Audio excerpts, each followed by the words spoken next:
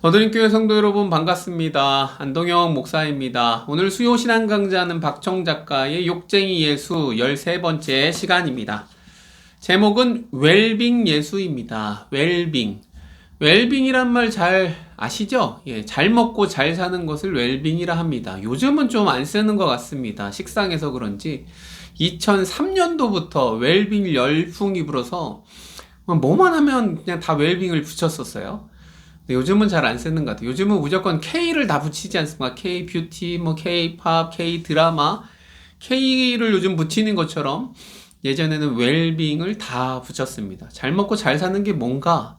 우리 예수님을 보면 잘 먹고 잘 살았나? 이런 생각은 들어요. 사실 예수님 뭐 넉넉하게 살지 않았고 이 땅 가운데 고통받으셨고 제자들을 양육하셨고 하나님 나라 복음을 전하셨고 십자가에 죽으신 분인데 웰빙하고 뭔 상관이 있나라고 생각이 될 겁니다. 그러나 부제가 말하는 것처럼 부제는 못나게 살아가려는 이들을 위한 노래입니다. 이 세상에서 잘 사는 것과 성경에서 말하는 하나님 나라 관점에서의 잘 사는 것은 다르기 때문에 그렇습니다. 그래서 이 땅에서 진짜 잘 사는 게 뭐냐? 웰빙이 뭐냐? 웰빙을 순우리말로 바꿔서 참살이라고 그러거든요. 참살이. 진짜 제대로 살아가는 게 뭐냐라는 건데 오늘 같이 말씀이 아니고 이 주제에 관해서 같이 나눠보도록 하겠습니다. 박총 작가가 요런 말로 시작을 합니다. 요즘도 이렇게 설교하는 목사님들 봤다라고 하는데 기독교가 들어간 나라는 하나님 복을 받아서 잘 살고 다른 종교 믿는 나라는 저주를 받아서 못 산다. 저도 이런 설교 많이 들어봤던 것 같아요. 세계를 다 봐라. 기독교 국가는 잘 살고, 뭐 이렇게 힌두교, 뭐 불교 이런데 다 진짜 지질이 못 살지 않느냐. 그러니까 그걸 모르고 우상을 섬기는 거 정말 어리석은 일이다. 뭐 이렇게 설교하시는 분들이 있었습니다. 요즘에는 모르겠어요. 근데 이게 정말 맞냐라는 것이죠. 기독교 국가가 잘 사는 게 하나님 앞에 복 받아서 그런 것이냐라는 것이죠. 이런 기독교는 근대 산업 자본주의 발전의 정신적 동력이 된 것은 맞습니다. 기독교가 산업 혁명이 일어나고 이렇게 근대화 되기까지 굉장한 정신적인 영향을 미친 게 맞아요. 근데 소위 기독교 국가가 독점하고 있는 그러니까 서양의 대부분 나라들, 선진국들, 미국 뭐 이런 국가들이 가지고 있는 부가 결국 복음적 가치가 구현된 결과로서 얻어진 거냐라고 했을 때는 우리는 생각을 해봐야 됩니다. 그렇게 예수 잘 믿어서 부를 얻었다? 복 받아서? 그게 아니고 사실은 식민주의와 같은 만몬, 돈이죠, 돈. 만몬 숭배의 결과물이 아니냐라는 것이죠. 그래서 여러분 미국 그러면 무조건 하나님의 나라 뭐 기독교 국가 그리고 우리나라 뭐 이렇게 구구들 집회하면 맨날 성조기를 흔들어요. 그리고 이스라엘 국기도 흔들고 왜 그런지 모르겠어요. 그 사람들이 흔드는 그 나라가 하나님 나라입니까? 아니거든요. 하나님이 사용은 하시지만 심판할 나라라고 저는 생각해요. 아무튼 잘 먹고 잘 사는 게 그 나라들이 잘 먹고 잘 사는 게 하나님 때문에 그런 것이 아니고 오히려 약자들을 억압하고 빼앗는데 앞장서서 그런 거 아니냐라는 거죠. 저는 대부분 동의하는 내용인 것입니다. 솔직하게 말하면 기독교 국가들이 이때까지 얼마나 역사적으로 흑역사를 가지고 있는지 모릅니다. 마녀 사냥부터 해서 십자군 전쟁 여러분 세상에 많이 일어나는 전쟁들도요 얼마나 못된 짓거리를 하는지 몰라요. 그러니까 서구 열강이 불을 추적해온 과정을 보십시오. 그들의 풍요로움은 식민지 경영 이후 뺏고 죽여서 이룬 것이다 라는 거죠. 산업혁명 이후로는 노동자를 착취하고 자연을 파괴하면서 이룬 것이다. 여러분 초기 산업혁명이 일어나고 막 공장들 많이 있지 않습니까? 초기 공장 노동자들은요 하루에 18시간 이상씩 중노동에 시달렸습니다. 그리고 그런 비인간적인 노동 환경 속에서 허다한 약자들이 죽어갔어요. 특히나 어린아이들이 죽었습니다. 어린이 노동자들이 숱하게 죽었습니다. 그 피 위에 부를 축적하고 이루어진 게 서구 열강들이에요. 우리나라도 1970년대 미신공들, 그런 처지에서 일했었고요. 그 여공들을 위해서 눈물로 기도하며 싸웠던 기독 청년 전태일, 결국 분신을 택한 것이죠. 그러니까 전태일 자살해서 지옥 갔다. 여러분, 지금 그런 주제가 아닙니다, 여러분. 예. 그 얼마나 숭고한 희생이고 싸웠습니까? 그런 환경 속에서. 21세기에 와서도 뭐 다를 바가 없는 거죠. 다국적 기업들은요, 제3세계 노동자들과 어린이들에게 여전히 몹쓸 짓을 하고 있습니다. 지금 쿠팡 사태가 나서 뭐 정보 털린 것도 문제이지만 쿠팡 노동자들 엄청 죽어가고 그랬잖아요. 예, 너무 과도한 업무에 제대로 정규직 전환은 안 되고 다 쿠팡 알바죠, 알바. 그러니까 이런 사회 구조적인 악들이 있는데 그냥 우리의 편함과 새벽 배송 편하니까 그것에 너무 익숙해져 갖고 지금 국민들이 이 딜레마에 빠져 있어요. 이거 편한데 탈퇴할 수도 없고 대체될 수도 없고 어차피 정보 유출 다 됐으니 그냥 버텨 이러고 있는 것 같아요. 우리 예수 믿는 사람들은 물론 자신의 이런 합리적인 선택으로 알아서 선택하며 살겠죠. 근데 중요한 건 성경에서는 무엇을 말하느냐라는 것이죠. 그러니까 기독교 국가가 예수 잘 믿어서 복받고 부유하다? 이렇게 쉽게 생각할 것은 아니다. 그러니까 목사님들 설교할 때도 이런 세계사적인 또 역사적인 관점을 가지고 전해야 되겠다라는 생각을 하게 됩니다. 여러분, 현재는 공장을 막 돌려갖고 돈을 버는 시대가 아니에요. 돈을 굴려서 돈을 버는 금융 자본주의 시대인 것입니다. 지금도 월스트리트를 중심으로 한 금융 제국주의는 합법적인 금융 투기를 통해 가난한 나라들을 등쳐먹고 있는 것입니다. 우리나라도 IMF 겪어봐서 알지 않습니까? 대량 정리해고 당해서 후유증으로 수많은 사람들이 자살을 했고요. 그 가족들이 깨어졌고요. 직접적인 피해자가 아직도 있어요. 예.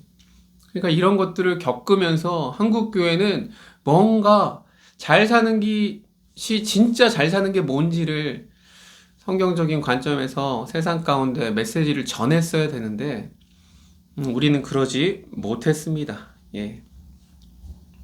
하나님은 우리의 삶의 질이 높아지기를 원하시고 거기에는 어느 정도의 물질적 풍요로움도 포함되어 있기 때문에 여러분 성경에 뭐 아브라함도 부자였고요. 부한 것은 죄는 아니었습니다. 오히려 축복이었습니다. 그래서 부자가 천국 가기 힘들다 그랬을 때 깜짝 놀란 것이죠. 근데 그런 부가 꼭 하나님의 복이냐라고 할 땐 우리는 고민해 봐야 되는 것이죠. 예.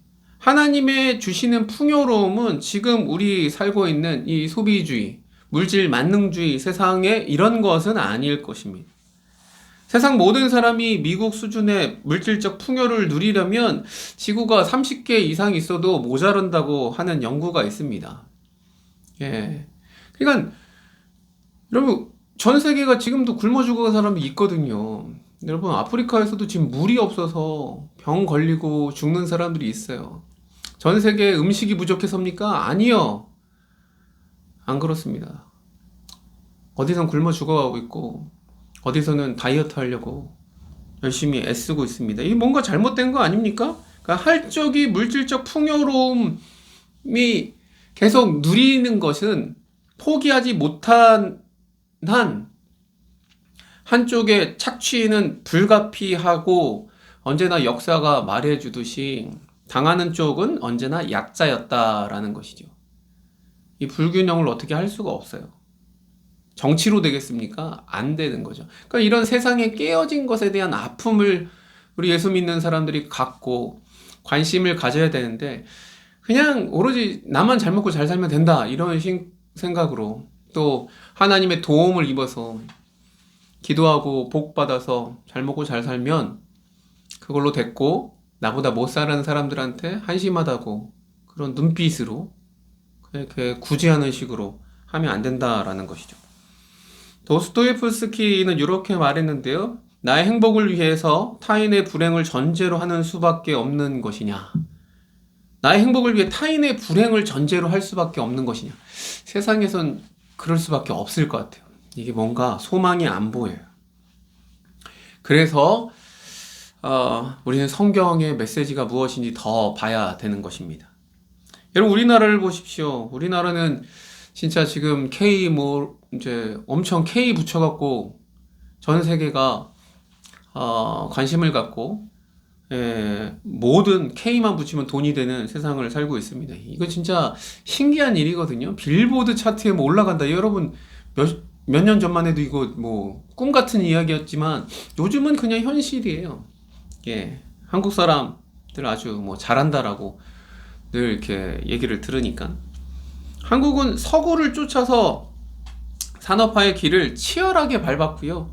채 반세기가 못 되어서 정말 대단한 성공과 발전, 풍요를 누리고 있습니다. 감사한 일입니다. 감사한 일이에요.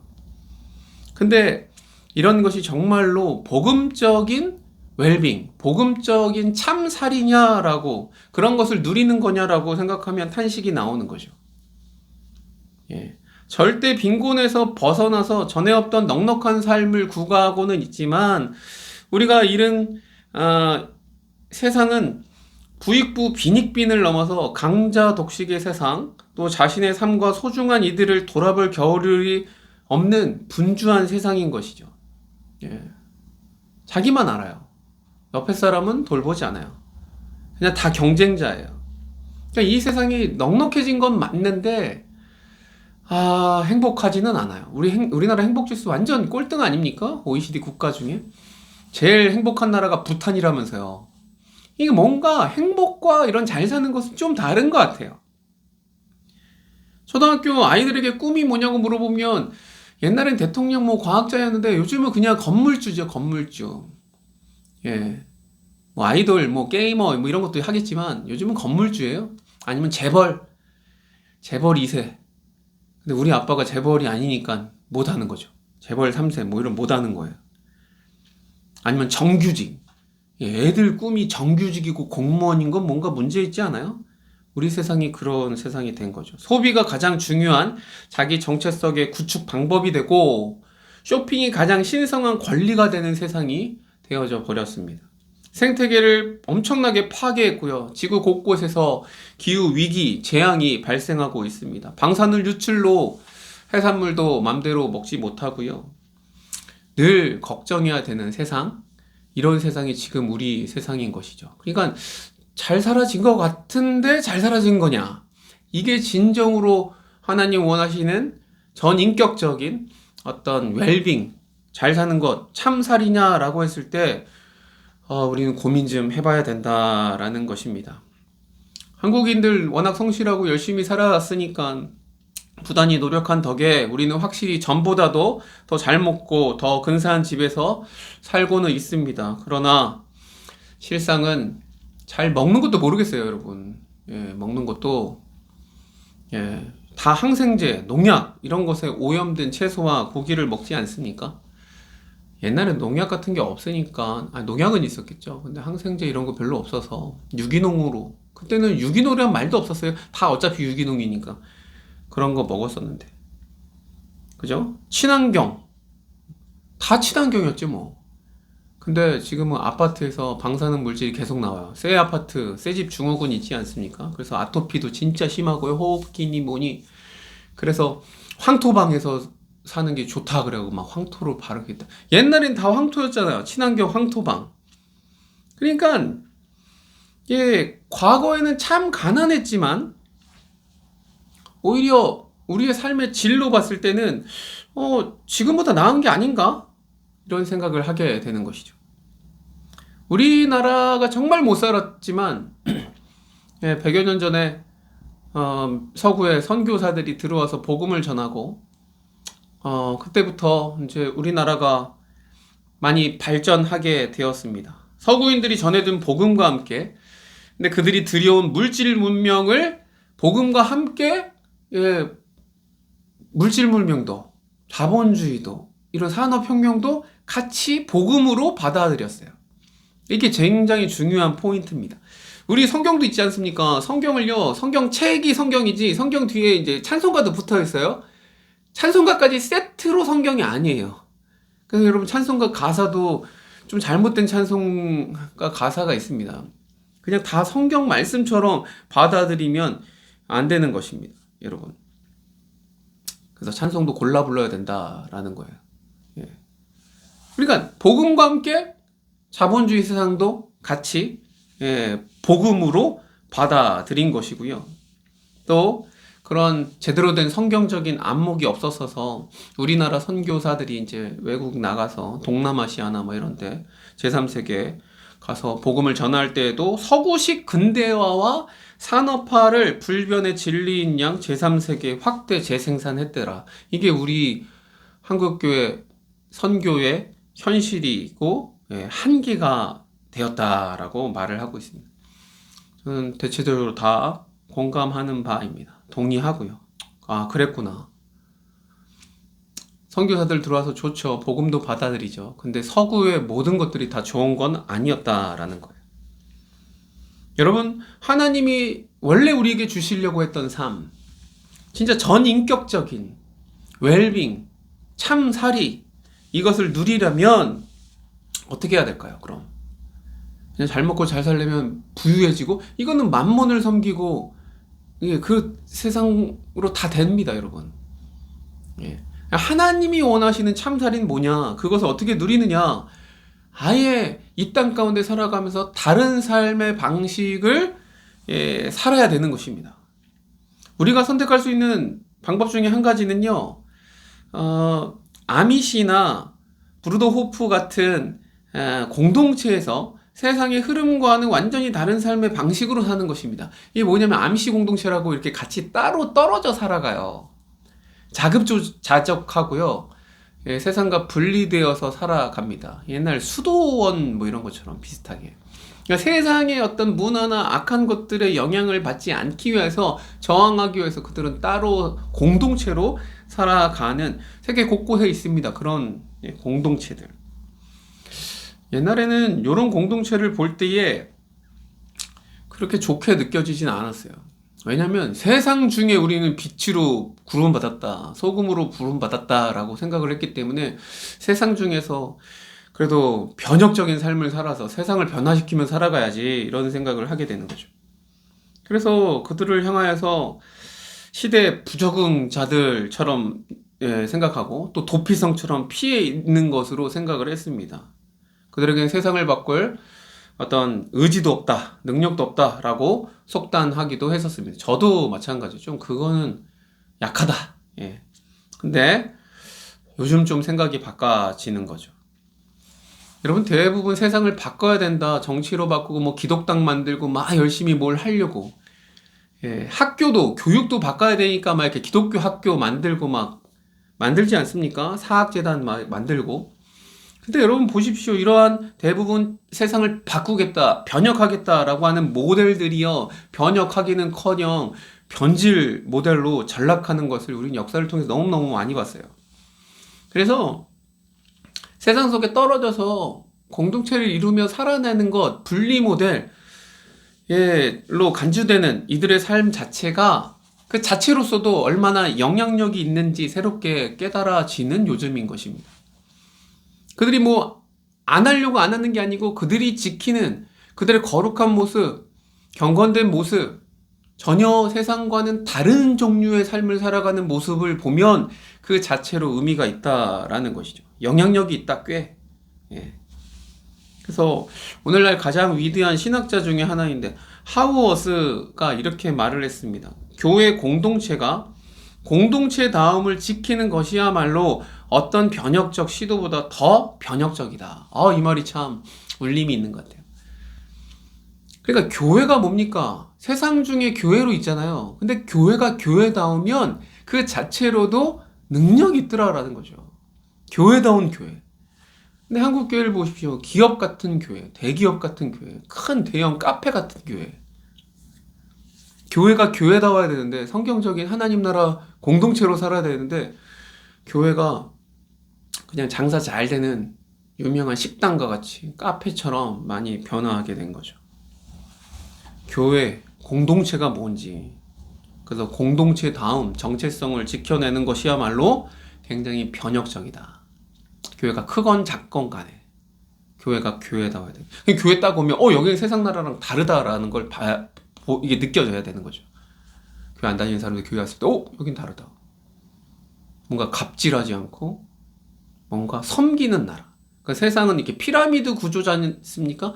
근데 여기는 역피라미드 구조구나. 섬기는 나라, 사랑하는 나라, 용납하는 나라, 하나님 나라구나. 이게 보여져야 되는 것이죠. 그러니까 자본주의를 거슬러서 자발적인 빈곤과 자발적으로 가난해지는 거죠. 검소해져야 되고요. 자급자족의 삶을 몸소 실천하는 공동체로 사는 것은 이 시대를 향한 하나님의 부르심 중에 하나다라는 것입니다. 그러니까 그런 자들의 삶을 저는 이제 존중하게 되었고, 진짜 의미가 있다. 자급자족하는 삶. 자연 파괴 안 하고요. 텃밭 가꾸고 그거 먹는 삶. 무리하게 막. 그러니까 자본주의는 어쩔 수 없이 대량 생산을 하고요. 이 대량 생산한 걸 팔아야 되고, 이게 엄청나요. 자연을 파괴할 수밖에 없어요. 근데 자발적 빈곤, 청빈의 삶, 이게 굉장히 성경에서 말하는 경건의 한 모습인 것입니다. 그렇다고 우리 모두가 이러한 구별된 세상, 구별된 공동체에서 살도록 부름받은 것은 아니지 않습니까?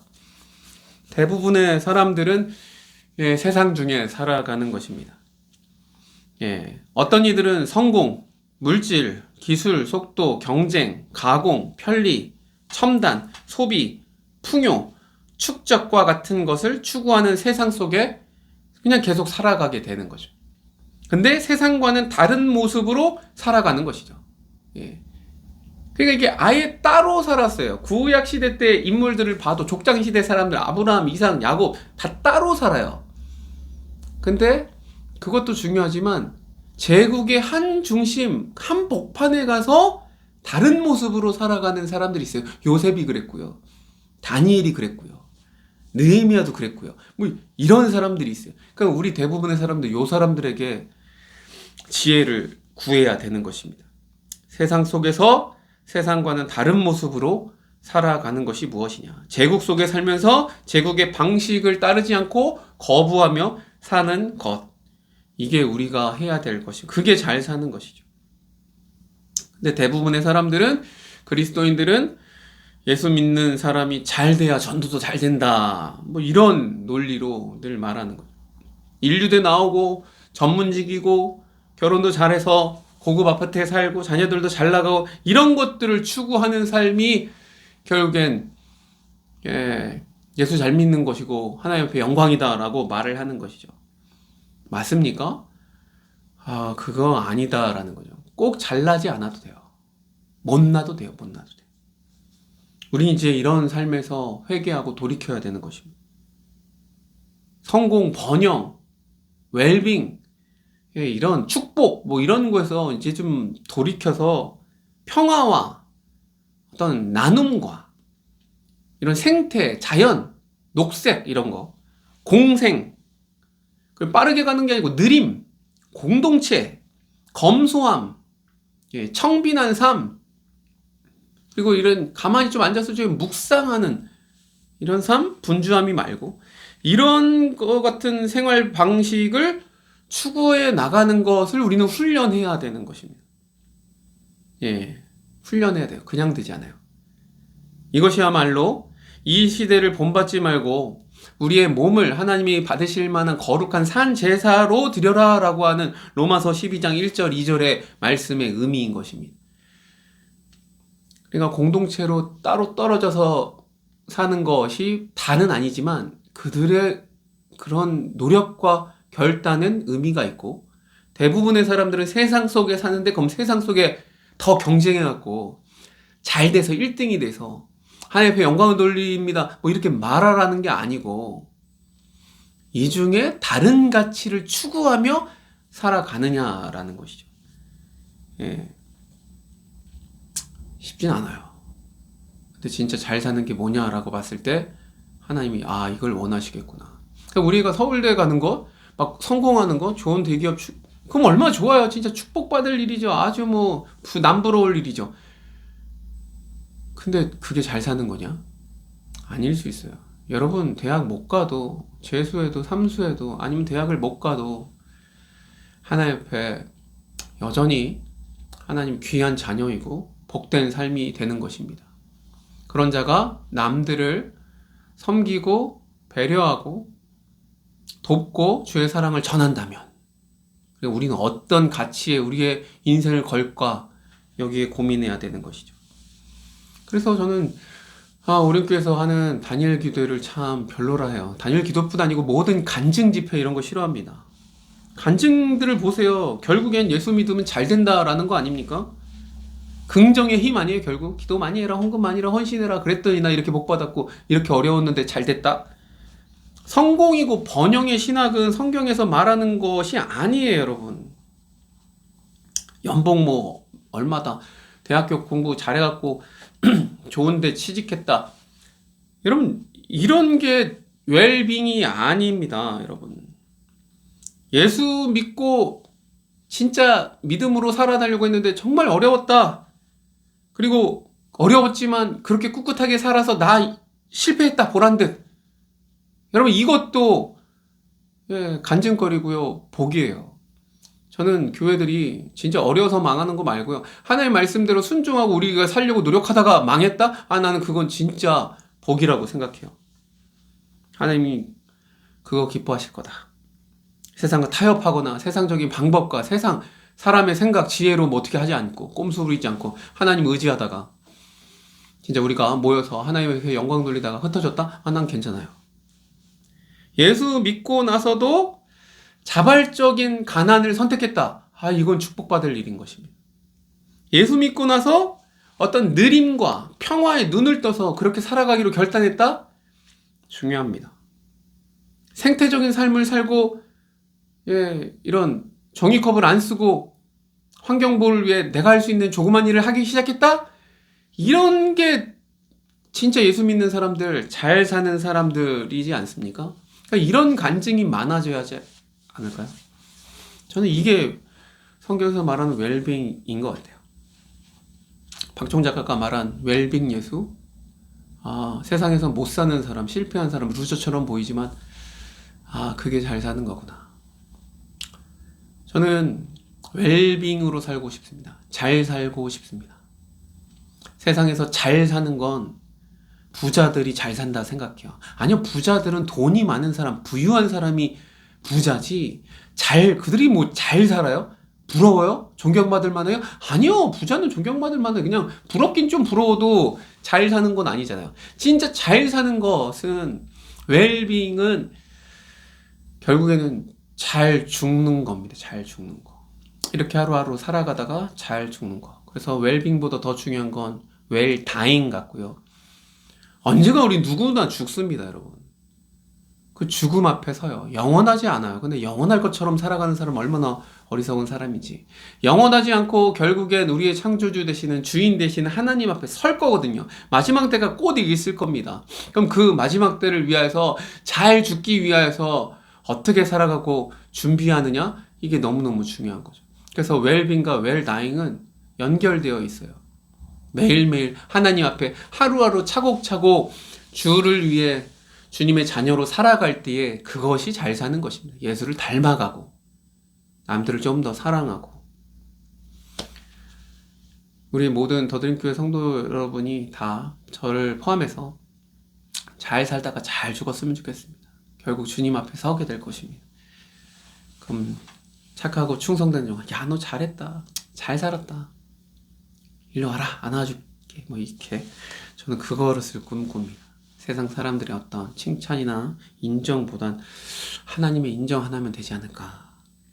잘 사시길 바라고, 잘 죽기를 바라고, 그 죽음을 잘 준비했다가 좀 바보 같다는 소리를 들어도 예수 믿으니까, 주님을 믿으니까 물질 앞에 굴복하지 않고 저항하며 좀 바보처럼 사는 것이죠.